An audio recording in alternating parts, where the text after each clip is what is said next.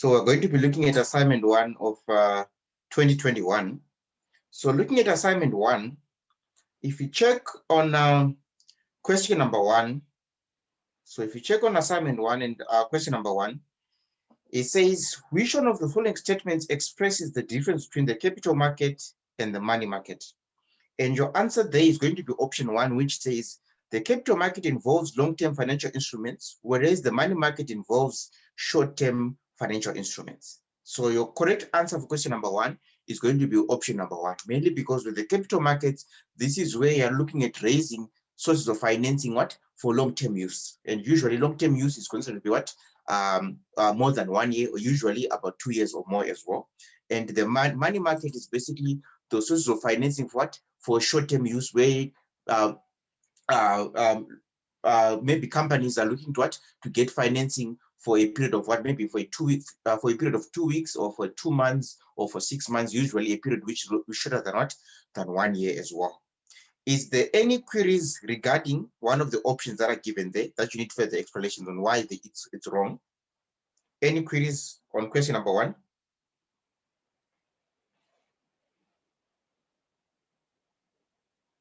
All right, so let's go on to question number 2. And question 2, they give us that information and they say, which of the following are characteristics of an agency problem, right?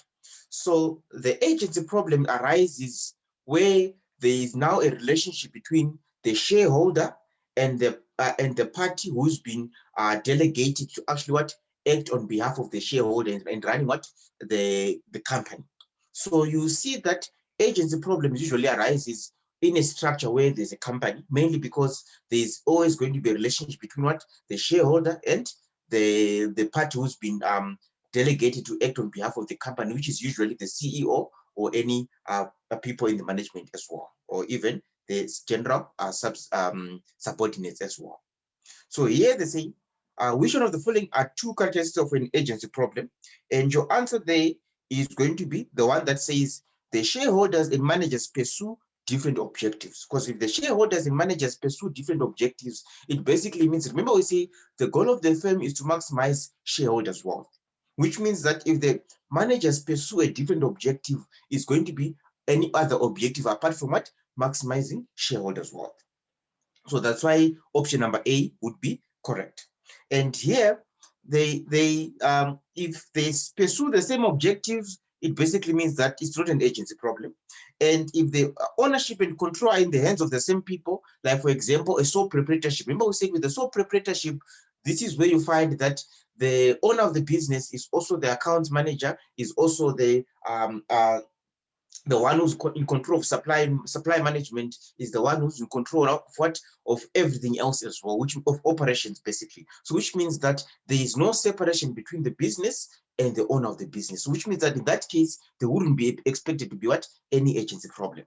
Then option D, the one that says the ownership and control are in the hands of different people. So which means that if the ownership and control are in the hands of different people, that's where there would be the agency problem, mainly because if there are different people, it basically means that we have owners on one side and there's the control of the business usually, because usually you find that managers know more about what's happening in the business than the owners themselves. So which means that even amongst the ownership as well, this is where you find that maybe there are different owners who are operating, who might not even know exactly what's happening with the company, but they're shareholders as well. So which means that in this case, this is where you find that when the ownership and control are in the hands of different people, this is where the agency problem would come in, mainly because there are different parties who are acting on behalf of the company, and they are also shareholders as well, which means that if that is the case, you'd find that the problem of the agency problem is likely to be very high as well. So which means that your answer for question number 2 would be option 3, which is from A and D. Is there any question regarding question number 2? Any question?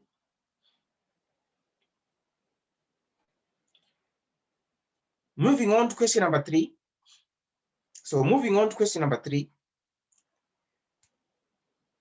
they say a typical company has many different shareholders ranging from individuals who hold just a few shares to large institutions that hold considerable number of shares.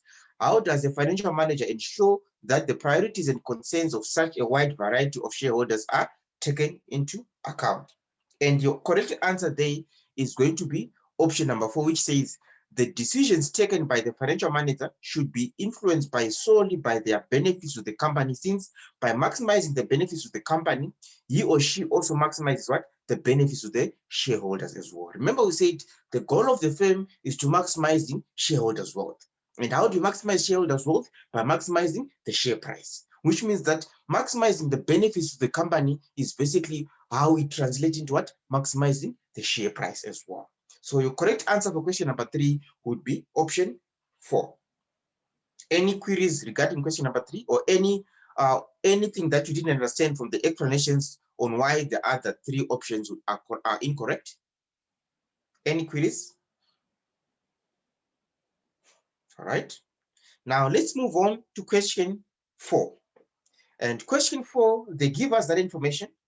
So for question 4, they give us that information, and they say, what would its quick ratio be? So they give us this information. They ask us what would be its quick ratio be. Now, remember, when we're going through the chapter on financial statement analysis, one thing that I told you is that you need to be able to, you need to know the category in which the ratio fall under, you need to know the formula for the ratio, and you also need to know what? The interpretation of the ratio as well, right? Now, the other thing that you need to know is basically how the ratios basically link, so that you're able to use mathematical manipulations to link the different ratios, because this is typically how they would ask you the questions in the exam. So whenever they ask you a question where they are mentioning other ratios in the question, your first point of call is to write down the formulas of all the other ratios which are mentioned in the question. So you need to make sure that you write down the formulas of all the other ratios which are mentioned in the question. Then after you write down the formulas, that's when you can now be able to actually know exactly how to manipulate those different ratios as well. So which means now on the question, they mention the current ratio. They also mention the inventory turnover ratio, and then they mention the quick ratio as well, right? So which means that your first point of call in this case, when it comes to this particular question, is to write down the formulas of all the ratios that are mentioned in the question. So we know that the current ratio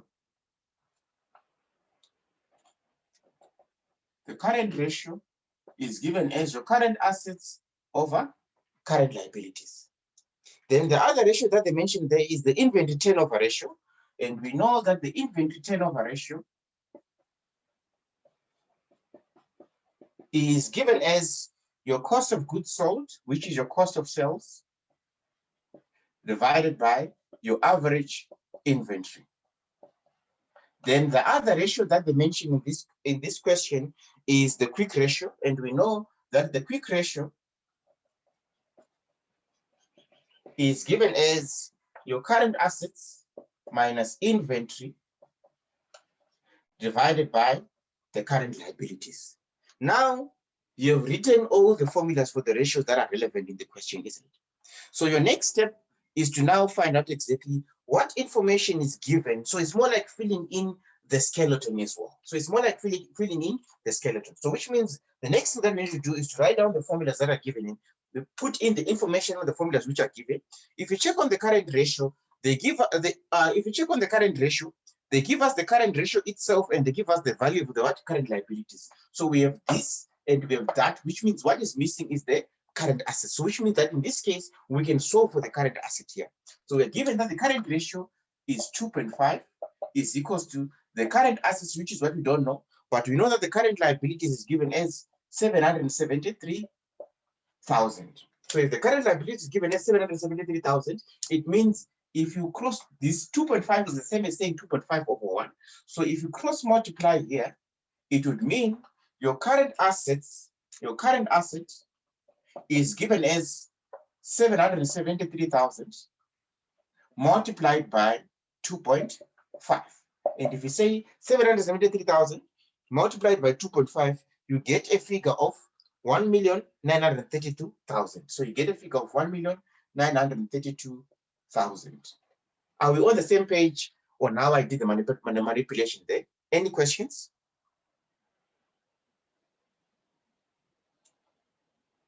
Next, they mention the inventory turnover ratio. And if you check on the question, they give us, they say the cost of goods sold is 4,895,000. And then they say the inventory turnover ratio is 5.46%. So we have the cost of goods sold, we have the inventory turnover ratio, which means that what we don't have is what? Average inventory figure there as well. So which means that we can now what? Solve for the average inventory figure. And to solve for the average inventory figure there, what are we given? We're given that the inventory turnover is 5.46 is equal to the cost of goods sold, which is given as 4,895,000 divided by the average inventory. So you are going to divide that by the average inventory. And now to solve for this equation, we know that 5.46 is the same as 5.46 over 1. And if you cross multiply here, it would mean your average inventory multiplied by 5.46 is equal to 4,895,000. Right? Because you're cross multiplying there, isn't it? Right? Then after this, we know that when you're multiplying and you're solving for the average inventory there, you're going to want to divide because you're multiplying here, isn't it? So we're going to divide this side by 5.46. So this side, you're going to divide by 5.46. And whatever you do on the left-hand side, you also do it on the right-hand side as well, which means this side, you're dividing by 5.46 as well. So which means your average inventory is equal to 4,895,000 divided by 5.46, which will give you a figure of 896,520.1465. So this is your figure for average inventory. Any questions? Anyone lost? So this is your figure for average inventory. So this is how we get the figure for average inventory there. Are we still on the same page? All right. So next, what do we have? Now we need the quick ratio. Do we have the current assets? Yes, we manipulated to get the current assets. Do we have the inventory figure? Yes, we manipulated to get the inventory figure. Do we have the current liabilities figure? Yes, we already given that, the current liabilities figure. So which means that we already have everything that we need to solve the quick ratio now. So which means that to get your quick ratio, we're going to say your current assets of 1,932,000 minus your inventory of 896,520.1465 divided by your current liabilities, which is 773,000. And if you do the calculation there, you get a figure of 1.34. So you should be able to get a figure of 1.34 rounded off to 2 decimal places. So you must be able to get a figure of 1.34 rounded off to 2 decimal places. Are we on the same page? Any questions?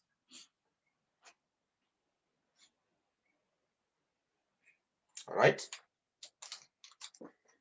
Let's move on to the next question.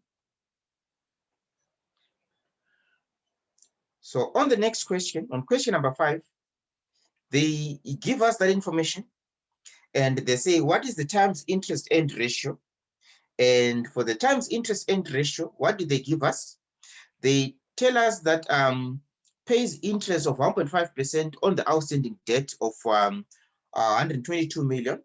Then they give us the sales figure, they give us the tax rate, and then they give us the net profit margin, and then they ask us what is the times interest end ratio. So there are 2 formulas that they've given us, there are 2 ratios that we need to write down first. And the 2 ratios that we need to write down first is the net profit margin ratio and the times interest end ratio as well, right? But now, if you check on this question, if they give you the interest rate and then they give you the amount of the debt, it means we can be able to determine the value of the interest, isn't it? Because we know that the interest is given as your principal times debt times what? Times time. So you know that your interest is principal times debt times time. Now, the other thing that you need to take note of there as a way of actually cheating on this particular question is the moment you see the question saying tax rate, they are mentioning ratios, and then they mention the tax, and then they mention the net profit margin as well. Take note that it means at some point in your calculations there, you are going to be expected to know the template for the statement of comprehensive income. Remember what I told you in the first chapter or the first class, that you need to be able to know the template for the statement of comprehensive income always by heart.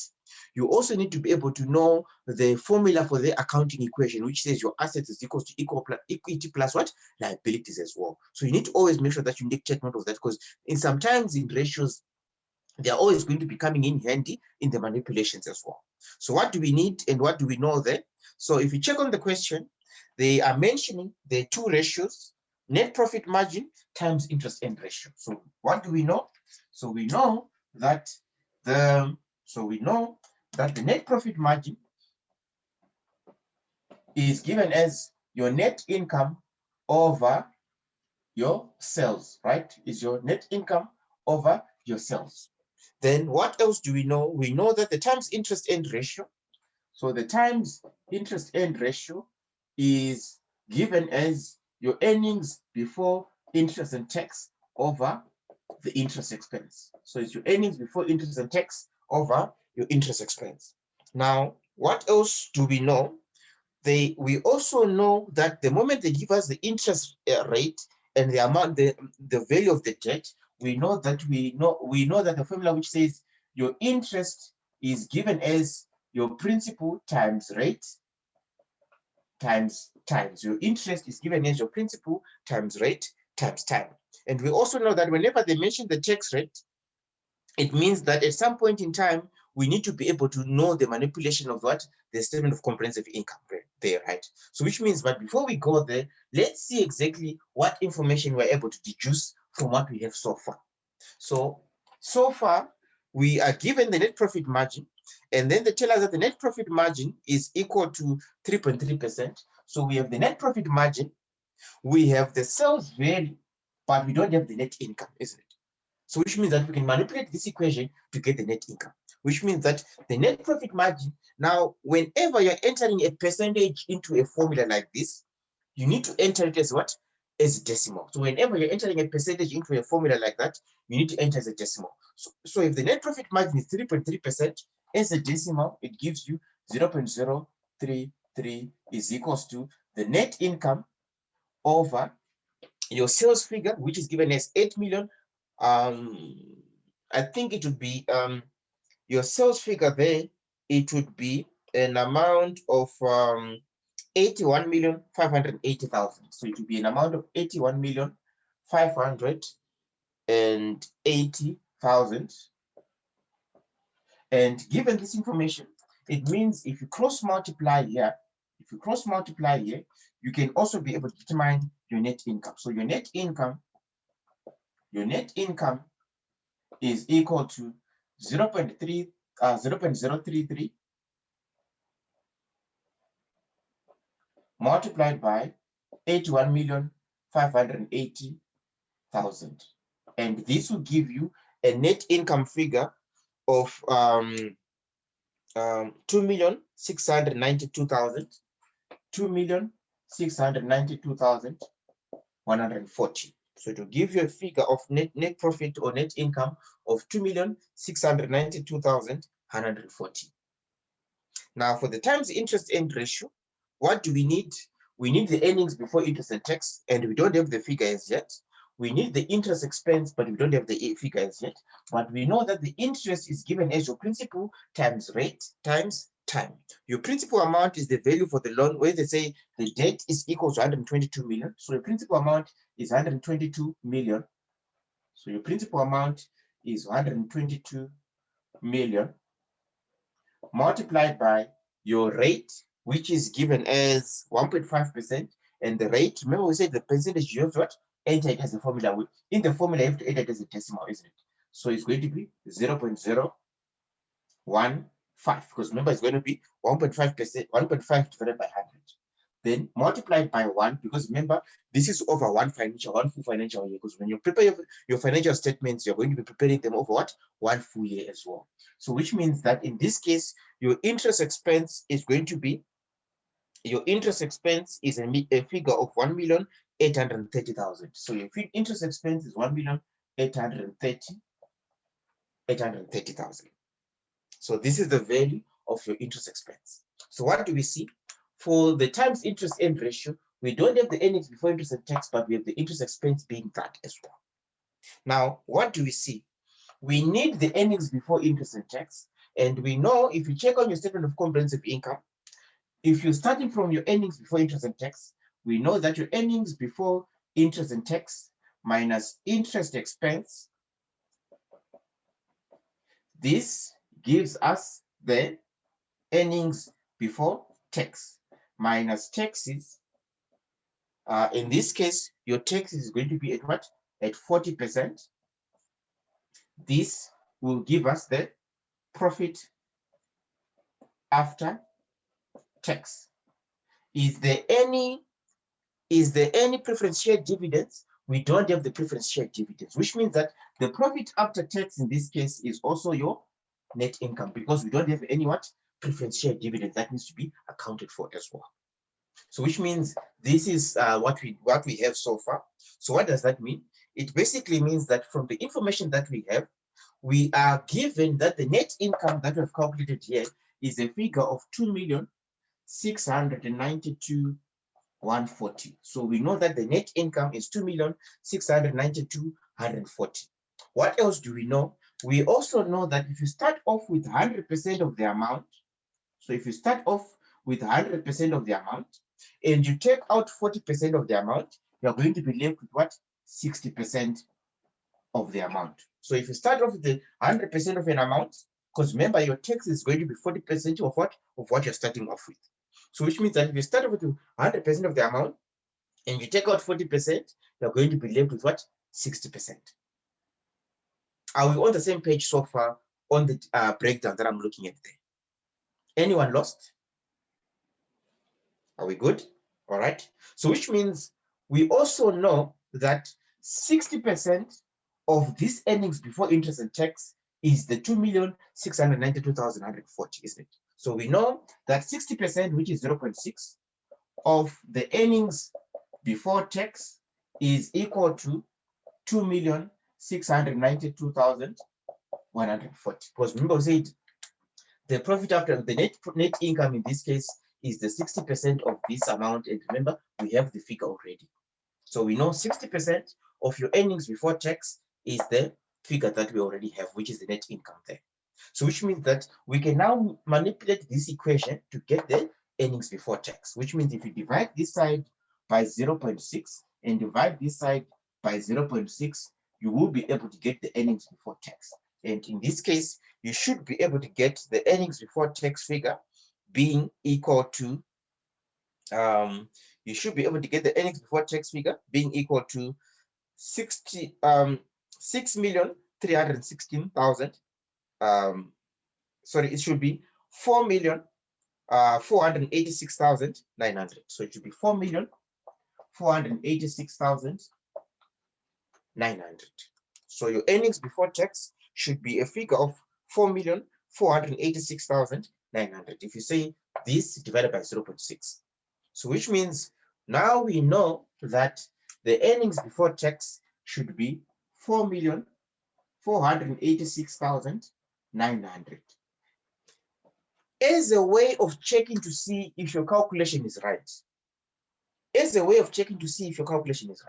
we know that the taxes are 40%, isn't it? So if you say 40% of 4,486,900, you should be able to get just give me a second. So 40% of 4,486,900, you should be able to get a figure of 1,794,760, which means if you say 4,486,900 minus this 1,794,760,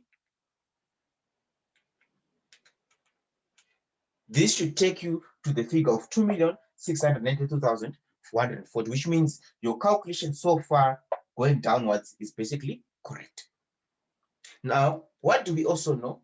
If you check on the information that we have, we already know that the interest expense is already given to us as this. So which means in this case, we are working on the statement of comprehensive income going upwards, isn't it? So we know that the interest expense is already given to us as 1,830,000. So what do we know? Remember, when you're working going downwards, your interest expense you're subtracting, isn't it? So when you're working going upwards, whatever you subtract going downwards, what you add it, which means you're going to say 4,486,900 plus 1,830,000 should give you the starting figure, which is your earnings before interest and tax. And if you do the calculation there, you must be able to get an earnings before interest and tax of 6,316,900. So you should be able to get 6,316,900. So you should be able to get 6,316,900, which is your earnings before interest and tax, which is the figure that we need there. Any questions? Anyone lost? We're fine. All right. So now we have the earnings before interest and tax.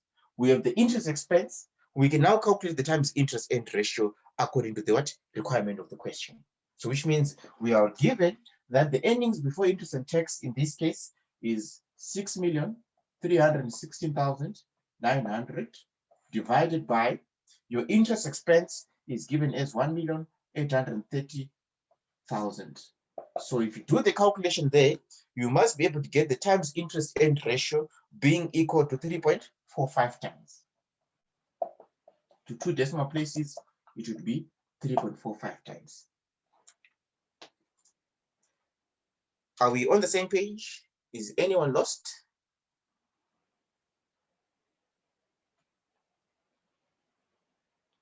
All right, so we can move on.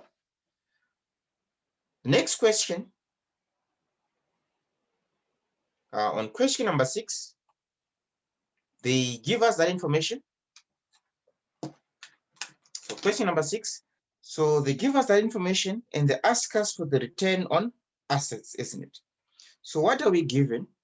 The ratios that they mention on the question, they mention the debt ratio, they mention the price earning ratio, and then they mention then they also mention the return on assets as well, right? Which is what they are asking for there.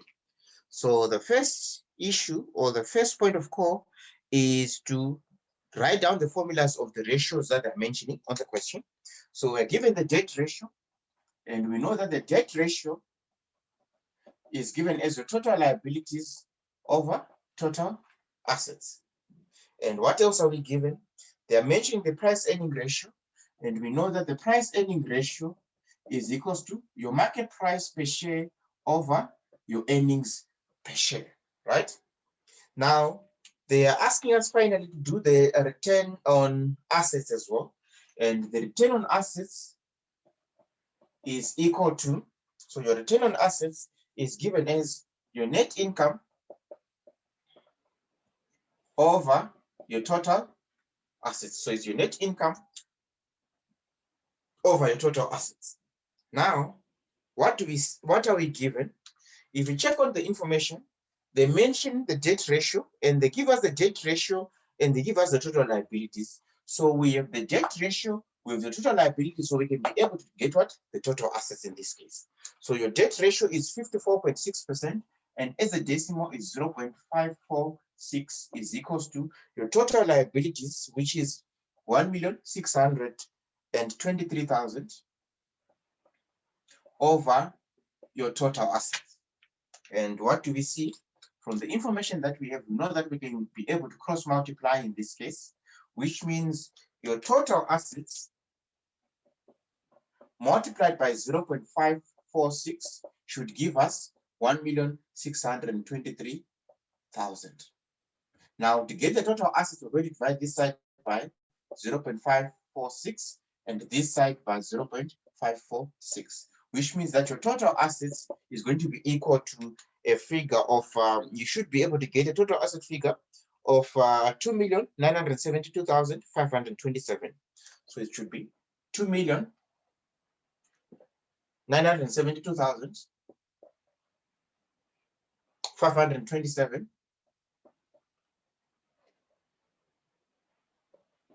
.4725 So this is your total asset figure. So your total asset figure in this case is going to be that, isn't it? Now, for the price earning ratio, what are we given? They give us the price earning ratio, and did they give us the market price per share? They didn't give us the market price per share. Oh, yes, they give us the market price per share. So we can be able to get what? To get the earnings per share. So we have the price earning ratio, we have the market price per share. So we can be able to deduce what? The earnings per share as well. So your price earning ratio is given as 5.92. So your price earning ratio is 5.92. So 5.92 is equals to the market price per share of 12.74 divided by the earnings per share, right? Now, if you cross multiply in this case, so which means that if you're going to cross multiply, if you cross multiply here, it would mean your earnings per share multiplied by 5.92 is equals to 12.74. Now, if you divide this side by 5.92 and this side by 5.92, it means you're able to determine the earnings per share. So it would mean you're able to determine the earnings per share. And in this case, your earnings per share would be 2.152. So your earnings per share would be 2.152. So your earnings per share is 2.152. Now, what do we see? We have the earnings per share of 2.152. The question is asking us for the return on assets. So what do we see? We have the total assets figure. Yes, we do have the total asset figure. Do we have the net income figure? We don't have the net income figure. But what do we see? There is already another ratio that is mentioned here, the earnings per share. Because remember, we know that the earnings per share is also another ratio of interest as well. And how do we get the earnings per share? We know that the earnings per share is given as your net income over the number of issued ordinary shares. So your earnings per share is your net income over the number of issued ordinary shares. So what does that mean? It basically means that we can be able to manipulate this equation to get the net income, which is what we need there. Because remember, to get the return on assets, we need the net income. We already have the total asset figure. So which means we are going to say your net income, the earnings per share is 2.152 is equal to the net income, which is what we need. But on the question, they give us that the number of ordinary shares is what? 100,000. So we know that the number of ordinary shares is 100,000. So which means in this case, if you cross multiply here, you can be able to determine what? The net income. So your net income is going to be equal to 100,000 multiplied by 2.152, and it would mean your net income would be equal to a figure of 250,200. So it would be a figure of 215,200. So your net income would be a figure of 215,200. So what do we see? Now we have the net income, we have the total asset figure. So we can now calculate what? The return on assets. So which means that the return on asset is going to be equal to the net income of 250,200 divided by your total asset figure of 2,972,527.4725. Then you're going to multiply this by 100. And this will give you a return on asset figure of 7.239396. So it will be 7.2396, right? And remember, the issue there is the issue why the answer will be slightly different from what they have there is the issue of rounding off. So which means that your closest answer to that will be a figure of 7.23%. So your closest answer to that would be a figure of 7.23%. So your answer for question number 6 would be option 1. Any questions? Is anyone lost?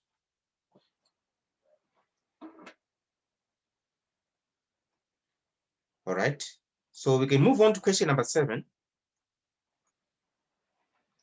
So question number 7, they give us that information and they say, what is the average age of inventory, right? So for question number 7, they give us that information, and then they ask us for the average age of inventory. So what ratios are mentioned here?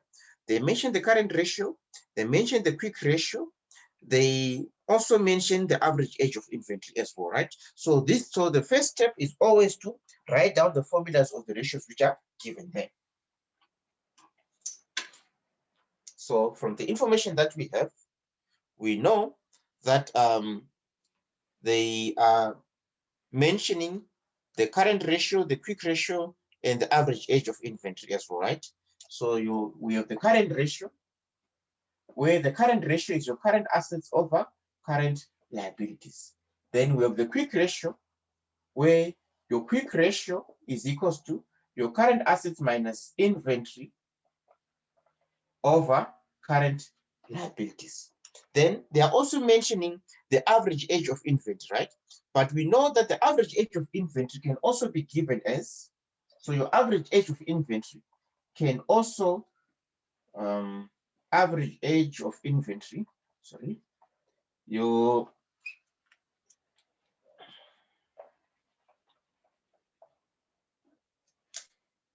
average age of inventory can also be given as your average inventory multiplied by 365 divided by your cost of sales. So multiply by 365 divided by the cost of sales would give you the average age of inventory. So what do we have so far? So what we have so far is the current ratio. So they tell us that the current ratio is 1.41. Then they tell us that the company has cost of goods sold of that, and then the company has current liabilities of that as well. So we have the current ratio, we have the current liabilities, so we can be able to deduce what? The current asset figure here. So the current ratio is 1.41 is equal to the current assets over the current liabilities, which is a figure of 1 million. So it means if you cross multiply here,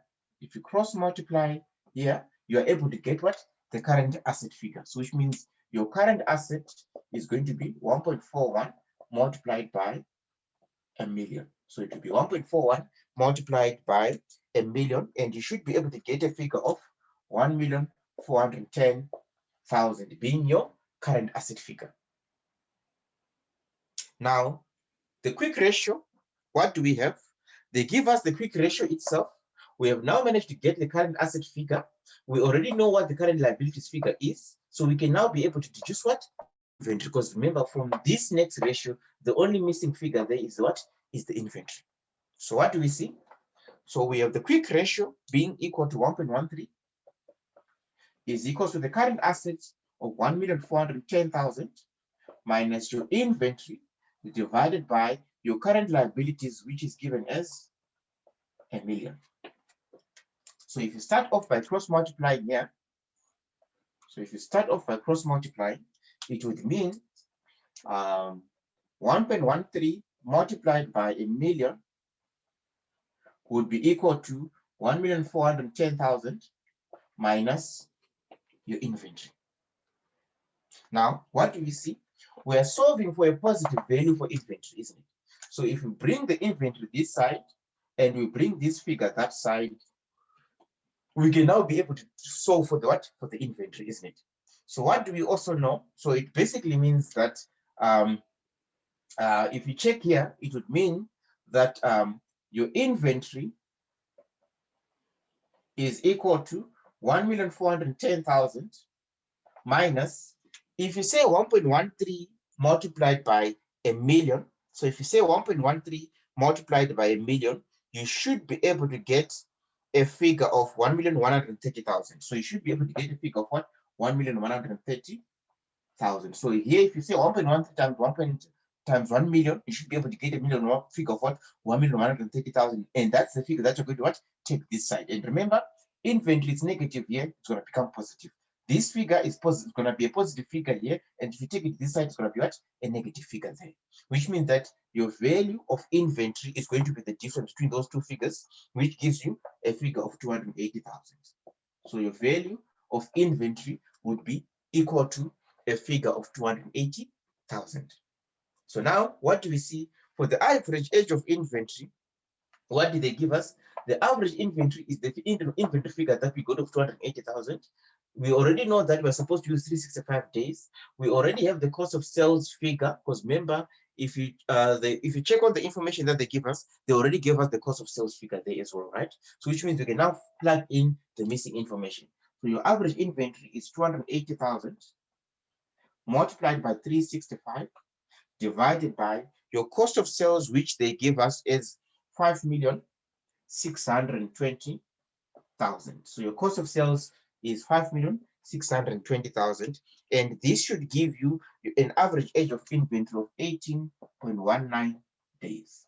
So it should give you an average age of inventory figure of 18.19 days.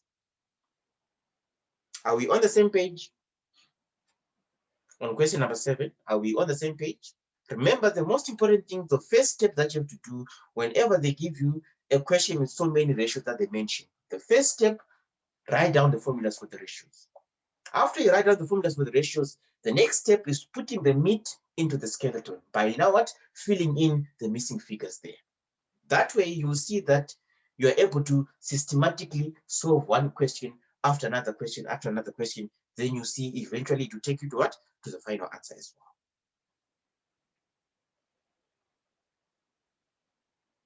Any questions? Is anyone lost? Now let's move on to question number 8. So let's move on to question number 8. And if you check on question number 8, they give us that information. So on question 8, they give us that information, and they ask us to determine the market to book ratio. So they're asking us to determine the market to book ratio. And what are they mentioning? They are mentioning the earnings before interest and tax. They mention that the tax rate is 40%. And then they mention the price earning ratio. And then they mention the return on equity as well. And then they ask us for the market to book ratio as well, right? So which means to answer this question, the first step is to write down all the ratios which are mentioned in the question. So the first step is to write down all the ratios which are mentioned in the question. So what do we see? If you check on the question, the ratios which are mentioned in the question is the ratios which are mentioned in the question is your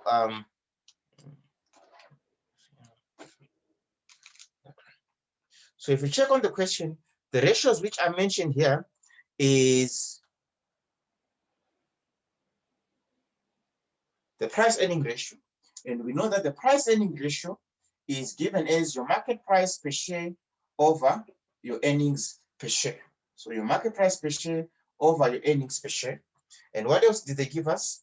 They mentioned the return on equity, and we know that the return on equity is given as your net income over the value of equity, right? Then what else do we know? They are mentioning the market to book ratio, and we know that the market to book ratio, so the market to book ratio is given as the market price per share over the book value per share. So your market to book ratio is given as your market price per share over your book value per share. Now, if you check on the question, they give us the tax rate of 40% there, right? And remember what I told you, the moment they give us the tax rate of 40%, it would mean at some point you might be expected to take note of the statement of comprehensive income as well, where there's implications of those ratios as well, right? So to get the market to book ratio, we need to determine the market price per share, we need to determine the book value per share. But what are we given so far? If we check on the information that we're given, they give us the price earning ratio, which is 11.3. Did they give us the earnings per share? They didn't give us the earnings per share. But if you check on the information that they give us here, they tell us that your statement of comprehensive income shows 195,800,000 earnings before interest and tax, interest expense of that, and 4 million in preference share dividends and a 40% tax rate there. And then they give us this ratio, this information there. So do you see that from the information that they're giving us, information that has got something to do with the what? Statement of comprehensive income. So what do we see?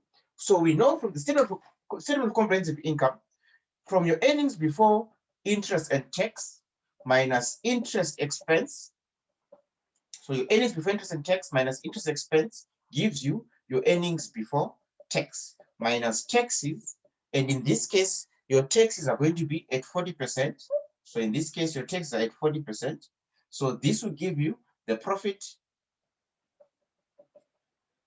after tax. But if you check on the question, they also mention preference share dividends. So minus your preference share dividends, and this will give us the net income or the earnings available to ordinary shareholders as well. So what do we see? From the information that we have, we are given that the earnings before interest and tax is equal to 195,800,000. So it's 195,800,000. The interest expense is given as 88,000. So sorry, 88 million. So your interest expense is 88 million. So this would mean your earnings before tax is going to be equal to a figure of your earnings before tax will be equal to a figure of 107,800,000. So it will be 107,800,000. So it will be a figure of 107,800,000.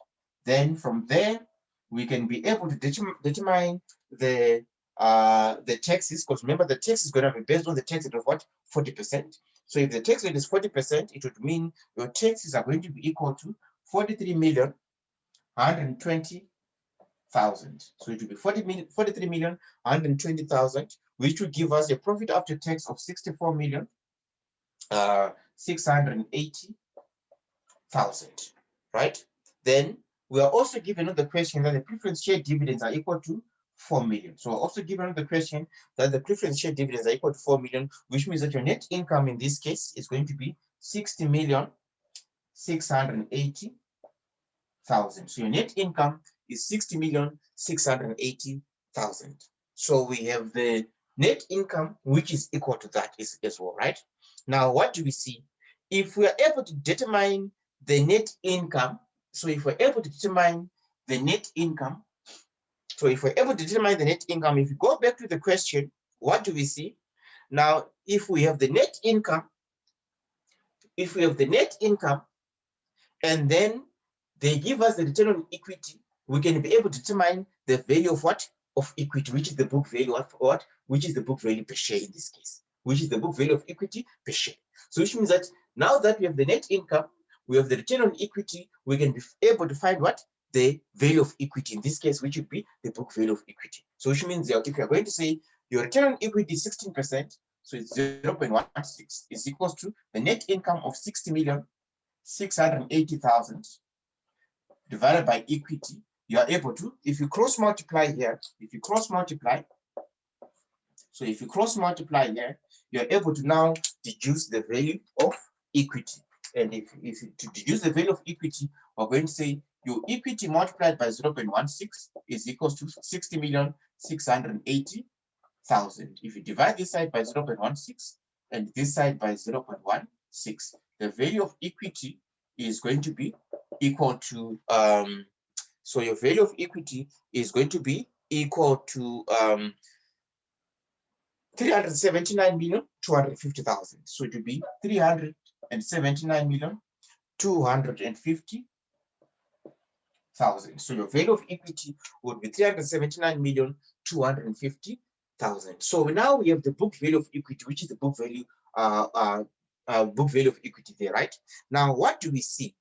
Now, from the information that we have, we need the book value per share, isn't it, right? But we know that the book value of equity is equals to that. So which means if you check on the information that we're given, are we given the number of shares? We're given that the number of shares for the company is equals to what? 10 million. So we also know that the book value per share is equals to the value of equity divided by the number of issued ordinary shares. So the value of equity divided by the number of issued ordinary shares gives you the book value per share. So what do we see? It basically means we know that the value of equity is equal to 379,250,000 divided by the number of issued owner shares is equals to 10 million. So the number of issued owner shares is equal to 10 million. So this will give us the book value per share being equal to, so your book value per share is going to be equal to 37.93. So your book value per share is going to be 37 rand 0.93. So it will be 37 rand 0.93. So now we have the book value per share. Our next aim to get the market to book ratio is to get the market price per share, right? So now we have to go back to the question and see, for us to be able to get the market price per share, what are we given? We are given that the price earning ratio is equal to 11.3, isn't it? Now, we need the market price per share. Do we have the earnings per share? We don't have the earnings per share. But what do we know? We already know that the earnings is the net income of this. We already know that the number of shares is equal to that, is it right? Which is the 10 million there. So which means your earnings per share is equals to your net income over the number of issued ordinary shares, right? So which means, what do we know? The net income is 60,680,000. The number of issued ordinary shares, we already know that it's 10 million shares. So if we do the calculation here, we should be able to get what? The earnings per share. And if we check on the calculation, your earnings per share should be 6.07. So your earnings per share would be 6.07. So your earnings per share is going to be 6.07. And if your earnings per share is 6.07, what do we see? It means if your price earning ratio is given to you as 11.3 is equals to the market price per share, which is what we need, but we know that the earnings per share is 6.07. So if you cross multiply in this case, we can be able to deduce what? The market price per share. So your market price per share is equals to 11.3 multiplied by 6.07. And this is how we're able to deduce the market price per share. And you'll be able to get the market price per share being 68.59. So your market price per share will be 68.59. So what do we see? To get the market to book ratio, we have the market price per share, we have the book value per share, so we can get what? The market to book ratio in this case. So which means that your market to book ratio is going to be equal to your market price per share of 68.59 divided by your book value per share, which is 37.93. And this will give you the market to book ratio. And your market to book ratio would be equal to 1.81. So your market to book ratio would be equal to 1.81. Are we on the same page? Is anyone lost? So it's all about mathematical manipulations of these ratios. The moment you see any ratio being mentioned, check to see if you know the formula for the ratio. Then you write down the formula for the ratio. Then you go on to the next ratio that is going to be what? Going to be mentioned. That way, you are going to be able to see that it's more like a cascading effect where one ratio leads on to another ratio and on to another ratio as well. Next, we check on question number 9. So next we look at question number 9. And on question number 9, they give us that information. So for question number 9, they give us that information, and then they ask us what is the debt ratio, right? So they're asking us for the debt ratio for question number 9, right? Now, to get the debt ratio, what formulas are they mentioning? So on the question, they mention that the total asset turnover, they mention the return on equity, and then they say the company is financed entirely with debt and what? And equity. And then they're asking us for the debt ratio there as well. So to get the debt ratio, it would mean, we are going to say, what formulas are we given? So the formula that they give us on the question is they mention the ratio of the total asset turnover, and we know that the total asset turnover is given as your sales over your total asset. Then the other ratio that they mention is the return on equity, and your return on equity is given as your net income over the value of equity. Then they also mentioned the debt ratio, which is what they're asking for. And so you know that the debt ratio is equal to your total liabilities over your total assets as well. So now, what are we given on the question? They say the company had a profit of 3,910,000, preference share dividends of what? 1,220,000. The sales were that, and the total asset turnover is that, isn't it? So we are given the total asset turnover, we are given the sales figure, so we can get what? The figure for the total asset in this case, isn't it? So we are given the total asset turnover, which is given as 2, is equals to the sales figure is given as 62,690,000, 62,690,000 divided by the total assets. So which means that in this case, if we cross multiply, we can be able to manipulate and get the total asset figure. So which means that if you manipulate to get the total asset figure, they are going to say your total assets times 2 is equal to 62,690,000. If you divide this side by 2, you're also going to divide this side by 2, which means that your total asset is going to be equal to 62,690,000 divided by 2, and that figure you are able to get a figure of 31,345,000. So you're able to get a figure of 31,345,000. Right? So this is how you're able to deduce the total asset figure. Now, if you check on the question, what else are we asked to determine? Now that we have the total asset figure, what else are they asking us to determine? They are asking us to, we need to be able to determine the return on equity. And what do we see?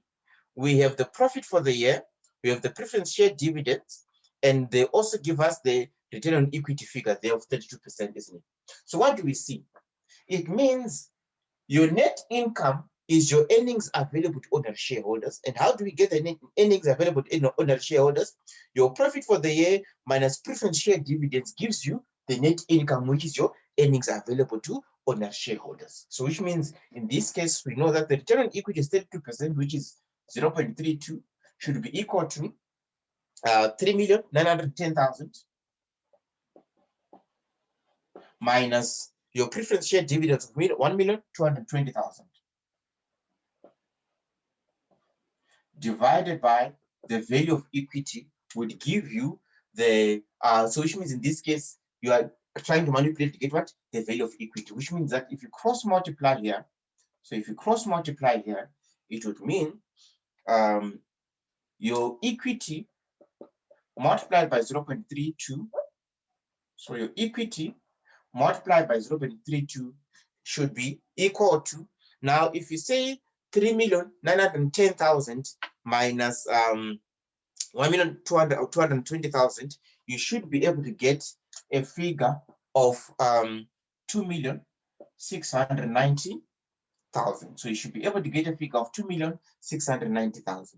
Then if you divide this side by 0.32 and this side by 0.32, so this will give you the value of equity, and your value of equity should be equal to 8,406,250. So it should give you the value of equity being equal to that. Now, what do we see? We have the total asset figure, we have the equity figure, but what else do we know? The accounting equation says your assets is equal to equity plus liabilities. So if you have the total asset figure, you have the equity figure, you can manipulate to get what? The liability figure, because we also know that your liabilities is equals to assets minus the value of equity, which means that in this case, your liabilities will be equal to the assets of 31,345,000 minus 8,406,250. So this should give you the value of what? Of your liabilities, which is your equity. Sorry, of your liabilities in this case. And then your value of liabilities should be equal to an amount of So your value of liabilities should be equal to an amount of 31,345. So it should be equal to a liabilities figure of 22,938,750. So which means your debt ratio is going to be equal to your total liabilities figure, which is 22,938,750 divided by your total assets, which is equal to 31,345,000. Now, if you check on the question, the answers that are given there, the answers are given as percentages. So if it's given as percentages, you're going to multiply this by 100. And this should give you a debt ratio which is equal to 73.18%. So it should give you a debt ratio which is equal to 73.18%. Are we on the same page? Is anyone lost?